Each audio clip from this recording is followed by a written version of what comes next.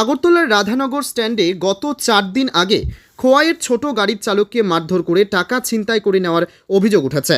তাছাড়া আগরতলা রাধানগর স্ট্যান্ডের দায়িত্বপ্রাপ্তরা খোয়াইয়ের ছোট চালকদের প্রতিনিয়ত হুমকি এবং এর ছোট গাড়ির চালকরা আগরতলায় যাত্রী গাড়িতে তুললেই কয়েক ছোট গাড়ি চালকদের মারধর করে বলে অভিযোগ।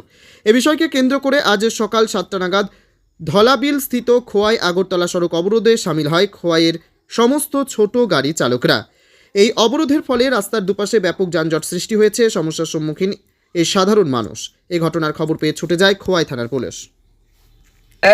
দাঁড়াইয়া কইতাছে আরো ভিডিও খোয়াই গেট দেখলে ভিডিও।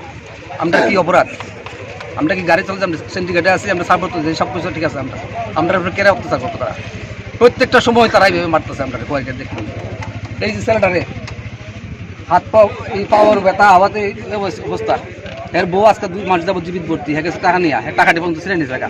এর গাড়ি আটকা রেখেছে 5 দিন যাবো। এই ছেলেটা কীভাবে চলবো? আমি কীভাবে চলবো? টুটন ঘোষ লগে তার লগে আরো 10-12 জন ম্যাক্সের ড্রাইভার আছে। এরা টাকা দিলে লাইন সারে মানে প্যাসেঞ্জার উঠাইতে, নাইলে এরা মানে সাংঘাতিক অত্যাচার মানুষ বলে জ্ঞান করে না।